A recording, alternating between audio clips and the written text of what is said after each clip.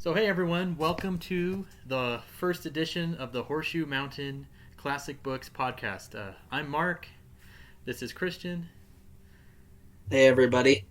and we are the founders of the podcast, and our goal is to promote classical learning through the study of good books. Christian, you want to say anything about that? Or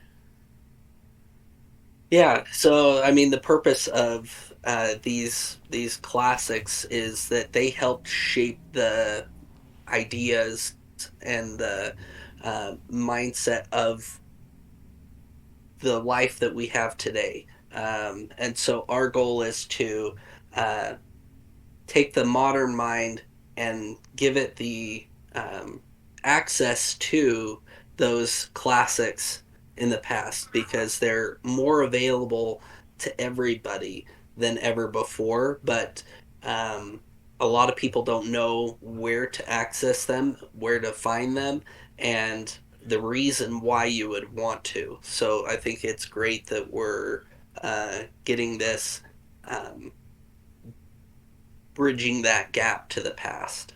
absolutely. And that's really what our motto is for the podcast, which is we want to help secure the future by promoting the lessons of the past. And the way we're going to do that is by talking about classical books, classical philosophy, poetry, classical literature in general, just things that people in the past used to be aware of, that maybe people in the present are not as aware of. And these are the kinds of things that help us to promote Western culture, Judeo Christian values, the kinds of things that made our culture so great and so successful. Um, One of the things that we talk about is the model for human knowledge. And you can think about if the model for human knowledge is just the things that humans have learned over time, we started out at very little and then over time it grows, and you think that you have this line where just human knowledge is just ever increasing. But there's a different way to think about human knowledge. And if you think about human knowledge as the knowledge that people have inside them, that the community has in general, well, maybe we have access to an ever increasing supply of knowledge, but that knowledge is not all making it into the modern person. The modern person is not aware of classical literature to the degree that they used to be. And so, in that sense, the modern knowledge is actually only as good as the way modern mind is only as good as the way that we're able to continue and pass on that knowledge. And in many respects, knowledge is falling off a cliff because people are not learning the things that they used to learn. Right. Yeah, it's just a product of whatever system is the environment around you and the environment within you too. And that's where some of the books that we have chosen, the reason why we chose those books, are to help get you a more well-rounded idea of the past and a better idea of how to formulate your own thoughts so that you can just take in information and you're not just blindly accepting anything, but you can actually hold two thoughts at the same time so that you can disregard one.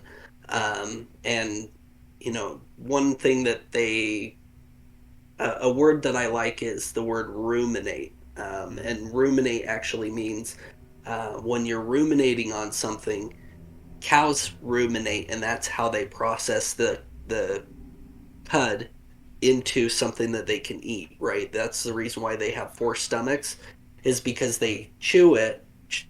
That's the new information that goes in.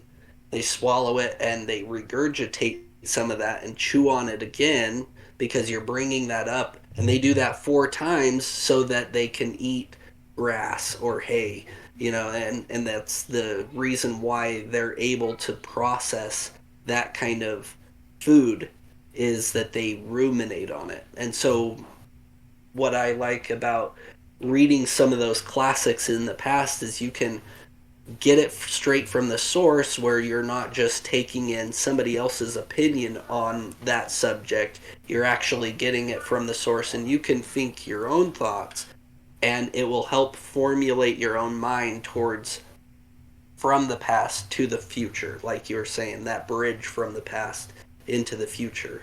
Yeah, absolutely. And like just like some specifics that we were talking about earlier are things like um, not so long ago people used to read Plato and Aristotle, Socrates. They would read things like Adam Smith and The Wealth of Nations and Common Sense by Thomas Paine, and some of these works really helped to shape the thinking of our founders and of the people who helped shape our culture.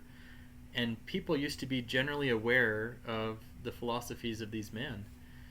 Um, and so one of our major goals is to bring those kind of philosophies back. In the past, people used to go and read the words of Ralph Waldo Emerson or poems by Robert Frost or things like that. And it's not like it's gone, but it's not generally consumed. In a history book that I was listening to, I wasn't even reading it, but I was listening to it, and they described the people of the 1860s in America as being hyper literate, to the point where when they wanted to communicate big ideas with each other, they would often do it through poetry, even in the newspaper. And I just thought that was so interesting that people of the past really were very literate. Yes, there might have been some people who were illiterate, but generally speaking, as a whole, the population very much understood classical thought and classical literature to a degree that maybe we don't today. Right. And one of the things that they did base it around too was that they learned how to read and write from the Bible, right? Because that was the primary book that they would read and write from every day, and that has a way of getting you, if you're engrossed in education from reading something and contemplating it every day, then as a whole, like even at 5, 6, 7 years old, if you're starting to read and write every day, and then you get access to another book, let's say you live out in the Wild West and you don't have a ton of books out there, but you get one book, you're going to devour that book every day, and you'll probably read and reread that book. If you like it and you love it, then you'll reread multiple times. And so the fact that we have so many options of books, it keeps us from rereading through something that could still give us value, and if we reread it, because you're a different person today than you were a year ago. And so rereading a certain book, like the book As a Man Thinketh, that we're actually publishing into modern vernacular, it will help you reformulate some of those thoughts that they were expressing, because you're a different person today and you can understand things in a different way. And so that is kind of the purpose of some of these classics, is that it allows you to reformulate some of your thoughts and garden your mind and get rid of some of the garbage that you consume just by being in the world today. Because I don't know if you've experienced this, but some of the people that I talk to, you can see different attitudes that they have about life in the way that they talk. There's somebody that I work with, and she's young, so hopefully she has time to change her mindset, but she's very negative and just doesn't want to think positive. And so anytime you ask, how are you doing? It's not too bad. It's always kind of a negative connotation to Yeah. something about what's going on around them, and it's interesting to see kind of the result of the last few months of working with them, kind of how their life has gone over the last few months, and it just seems like if you look at things from a positive perspective, looking into the future, then you're more likely to go towards that future, what you think about constantly, and who your five friends are around you, or how your life is going to be in 5 years. And Right. so, it's interesting to see how different people, the way that they talk, the way that they communicate, and that kind of goes towards the education that we have right now is um, how is that education affecting the future?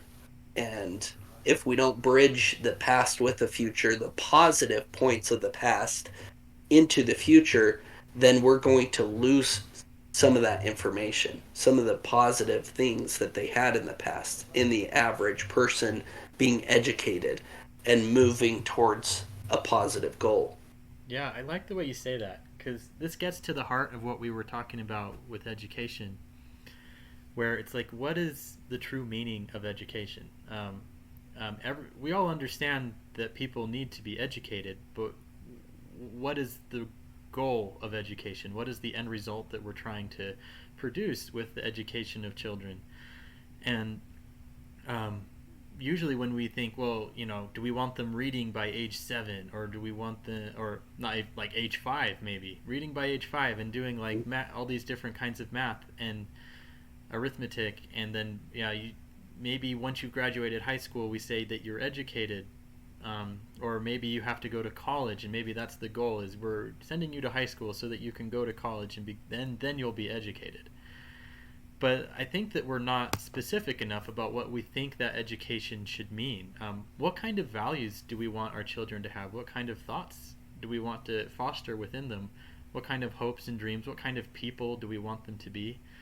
Because the ultimate goal of education is to prepare students to enter the world and to become contributing members of society, and not just contributing, but like real, meaningful members, where they share the values that we think are so important.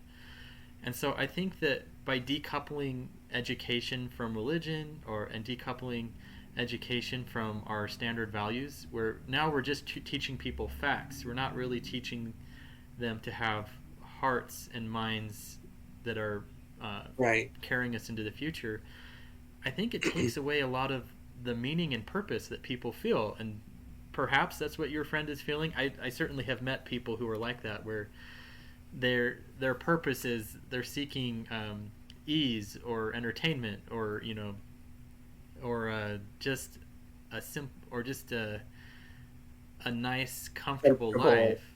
And if your Yeah. whole purpose in life is to seek comfort and ease, you're going to be disappointed, because most of life is not sitting on a beach. I mean, it's Yeah. nice to go on vacation. Don't get me wrong, but you can't live on vacation. Eventually, you have to come back to life. And if your definition of happiness is sitting on the beach, well, you're not going to be happy in regular life.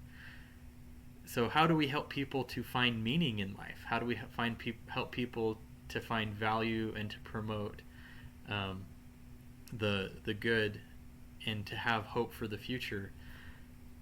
I really Right. think a lot of it lies in the way that in the teachings of the past, which is what we're trying to do. We're trying to secure the future by promoting the lessons of the past.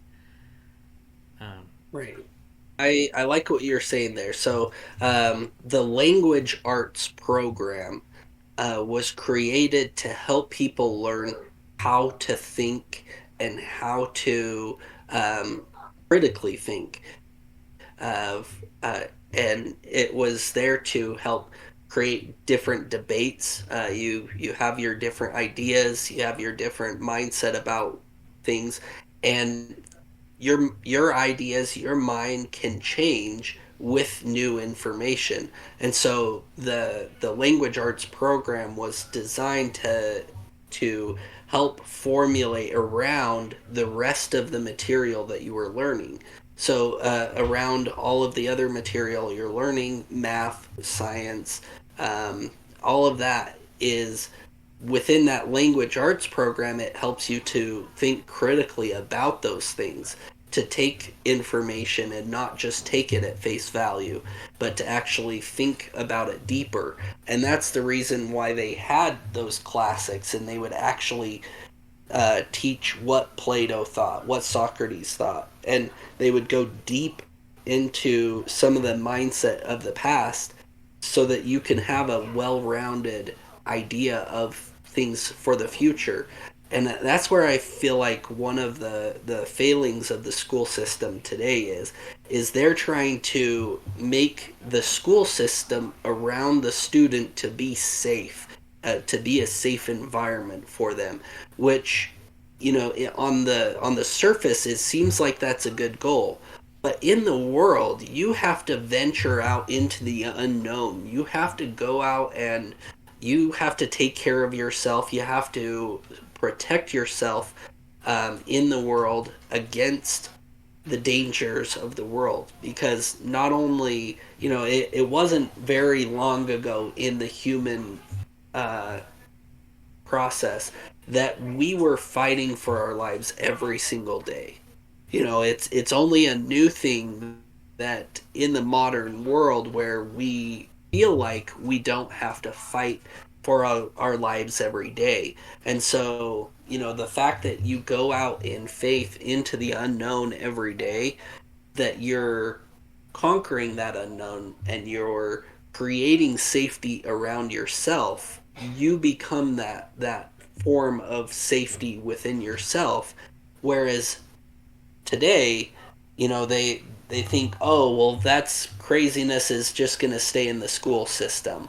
Well, now those kids that were raised that way are into the workforce, and all of the HR companies, they are dealing with a nightmare of HR situations because it's warped around their feelings. They have to feel like they're in a safe location. They have to feel protected in their workplace rather than being brave and going out into the danger knowing that you are strong enough. So I think that part of the podcast is to build people a strong, resilient mind to where they know the classics, where somebody, if they say, well, this person was racist or this person was an evil person, well, you're like, have you ever read them? Do you know what they actually said? Yeah. What, you know, you can actually have a much stronger mindset when you're communicating with some of these people. Um, and it's just a much more well-rounded knowledge of the future. Yeah. Oh, no, I like what you're saying there because, you know, the language arts program in school really was meant to do this kind of training. We're trying to help critical thinking and classical thought and good moral values and things like that. But I think one of the places where the language arts program in school is failing is that they treat school like a conveyor belt, where it's like, okay, this year we're going to read this book. We're going to read Huck Finn, or maybe they don't read Huck Finn anymore.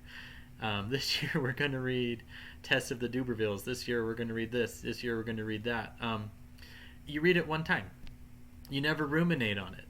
We don't bring it back and say, okay, we're going to read it again this year. Maybe there's books we need to read every year. Maybe there's books we need to read every day, like the Bible, where we've got to be bringing up these values and these thoughts constantly so that they can stick. And I think one of the things that makes it so hard for it to stick in our modern minds is we've developed this conveyor belt where it moves through your consciousness, you pay attention to it for a short time, and then it passes on. And we don't have this, we don't ever have the loop where it comes back and you rethink about it. And so many of these ideas mean more to you later in life than they do when you're a child. And you need to learn it on a surface level at first, and then you can learn it at a Mm-hmm. deeper level, and then you can learn it on a conceptual level, and eventually you can learn it on a rhetorical level where you're understanding what it's saying to you and what you think about it. And rhetoric used to be the highest form of literary education, where you didn't just learn what you were being taught, but you learned how to think about it and how to form arguments in favor of it or against it, and how to try to persuade people that your thoughts were correct. And we never make it to the rhetoric stage anymore. In fact, rhetoric is almost completely lost as a subject in school, because rhetoric is the idea of understanding the argument that's being made to you and the ability to make arguments. I think one of the reasons why people today are so easily led by popular figures is because the popular figures are using rhetoric on us, but we don't understand the rhetoric. So rhetoric is a tool, and it can be used on you.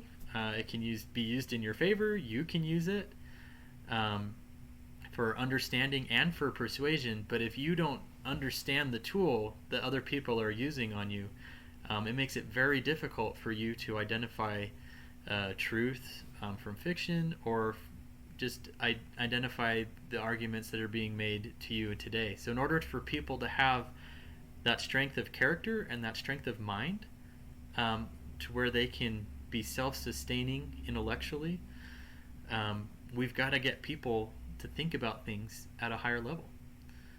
Yeah. Yeah, that's what happens a lot, and this is a product of the postmodernist mindset. Is they think of everything as a balance of power, right? The reason why everybody's motivations are what they are is because they wanted more power. They just wanted to take more power, and so the patriarchy, or the church of the past, like the Catholic Church, they had the power, so they made the rules, and it was the anyone that was the oppressed is the one that was the in the right, and anyone that was the oppressor was the one that was in the wrong, right? And they point to some atrocities that were committed in the past, which are absolutely, because you have to give the devil their due, because there were some atrocities that were committed in the past by those who were in power. But to only look at something in the view of power, you'll put something in a tiny little box and you just say, I don't want anything to do with that. Where it's everything is more nuanced. Yeah. Your own life is more nuanced than just power and not power. It's way more nuanced than in the culture today. The patriarchy is not what they think is. It's way more nuanced, because there is what they forget about the patriarchy being the ones who make the rules or are in power. They don't realize that they also have the safety because of those rules, because of those that history. They only look at the negative side of something and not any form of positives, because that would be evil, Yeah, and it's absolutely. difficult to look at something in the past and accept the flaws of something that happened in the past and the positive side. And then if you can take the positive and move that into the future and look at the negative and say, I'm okay with leaving out that negative side of things, then you're able to formulate your own ideas. But without looking at that at all, that's where they're teaching these people that it's like all of that Western knowledge They want to is throw the everything oppressor. out. All of that is evil. Yeah. They're the white oppressors, and and it turns people's minds away from actually reading anything or actually looking at it. And that's what's part of the danger of I what's going totally on I today. totally agree with you. Like we need to help form a more well-rounded, more balanced view of history and of philosophy and knowledge, and not just read ideas that we agree with, but ideas that we disagree with. Yeah. Like Like, everyone should read the Communist Manifesto and know right. Marx's 10 things, which I think we're following 8 or 9 of the 10 things right now. But anyway, we need to learn, we need to have a balanced view of history, we need to have a balanced view of philosophy, know what people said in favor of certain ideas, what people said against certain ideas, and where they came from, and what were the schools of thought and how they've shaped over time. Because this really goes back to how do we identify how we're being manipulated, and how do we identify where we want to go. Um, so Adolf Hitler, he had a propaganda minister whose name was Goebbels. The guy's last name was Goebbels, and it's really interesting because Goebbels, the propaganda minister, said all propaganda has an element of truth to it. Otherwise, no one would believe it. But the best propaganda is completely true. It's just about how you shape the truth. It's how you present it. It's more about what you're not saying and the Hmm. direction that you say it from than uh, than than what you're than what you're saying. And by leaving things out and by saying them in a certain way, you can actually tell the truth, but completely mislead people. And that's one of our biggest troubles today, is that it's not that propaganda exists, it's that people aren't able to recognize it for what it is, and they're not able to say, hey, that's propaganda. I know it's propaganda because I know the wider story, and I know what you're not telling me. And so hopefully but it also becomes very politically and emotionally charged when you try to address it in the present today. But in the past, it's easier. You can go back and you can look at what people were saying. You can look at what John Calvin was saying versus what some of the other reformers were saying, and maybe you agree with him, and maybe you don't. Um, Right. Maybe you want to go Because read some William being Tyndale. politically Yeah, charged, being politically charged is not a new thing. Like some of the yeah. things that uh, John Adams, the second president of the United States, what he said about Alexander Hamilton, who wrote the Common Sense. He said that there were not Hamilton enough. wrote the Federalist Papers. Sorry. Yes, you're right. You're right. No, you're right. But what John Adams said about him was that there were not enough whores and whorehouses in the entire country to satisfy his lusts. So, and he was saying that in the public setting about somebody who he was running against. And Alexander Hamilton was one of the presidents of the United States later in his life. And so, saying certain things in a political sense, being politically charged, is not a new thing. But what are the two things we're not supposed to talk about? Religion and politics. What are the most important topics to talk about? Religion and politics. Absolutely. So, being able to communicate your thoughts in a way that it doesn't devolve the conversation into a shouting match is difficult to do. And so that's one of the things that the language arts program was designed to do, is help you think critically, have a well-rounded idea of something so that you can take on something that is offensive to you and pull it apart and dissect it and just take out some of the emotion out of it so that you can actually um, handle something properly. Taking some time to actually ruminate Yeah. on that, Yeah. to say, is there any value out of this? One of my favorite Bible quotes is like separating the wheat from the chaff, and that's what you have to do with everything in your life. The wheat part and the chaff part is the chaff is the valuable part that you can eat. The wheat is much more, and you can utilize some of that wheat and bundle it up Yeah. and take it somewhere else, but a lot of that gets burned. And so the bigger portion of all of the information you learn, you have to burn away, and you keep the grain of value um, from anything that you deal with. Yeah. And so that's the reason why you read and reread some of these valuable books in the classics, is that you have to take that grain of value, and being a new person, then you burn away the old, the bad. You're committing uh, a the word side, or the part of the word side Right. is to kill, like genocide or patricide.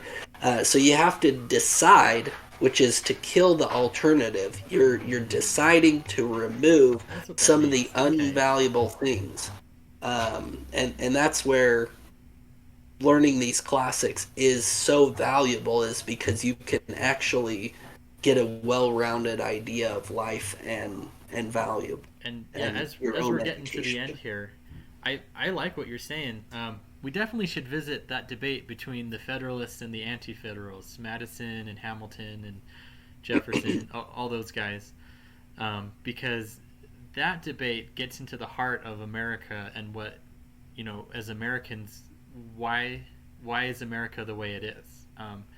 Our founding fathers, especially Jefferson and Adams and Madison, those guys, they really were students of history and of the classics. They had classical educations, and they didn't all agree with each other. They had some pretty nasty fights, as you mentioned, but they also helped us to form a common set of values, which was the thing that made America special. Other countries have common ethnicities, they have common ancestries, uh, they have common ground that they've been living on. But America is a nation of immigrants. All of us have come to America from somewhere else. And the thing that made America great and that made everyone come together is we had a common set of values that came from our founding. And our founders got those values by being good students of history and even recent history when they had been so oppressed by the king. And we need to bring those values back because those values were the values that bound America together. And today I'm worried that we don't have as much that's binding us together in the form of values and culture. And I think that when we have those shared values and that shared culture and a shared understanding of why they're important and where they come from, that's the thing that helps us to build a better future and to secure a better future for America. And I think that's really the goal of this podcast and these books that we're working on is we want to help inspire those values for a future generation. And so next time we're going to talk about the book that we are working on right now, publishing right now, which is a translation of As a Man Thinketh by James Allen into modern vernacular. And the goal with that, which we'll talk about more next week, is to provide a bridge so that someone who is having trouble understanding that older language can still have access to those thoughts, and then maybe they'll bridge their way on to reading the lessons of the past as they were written originally.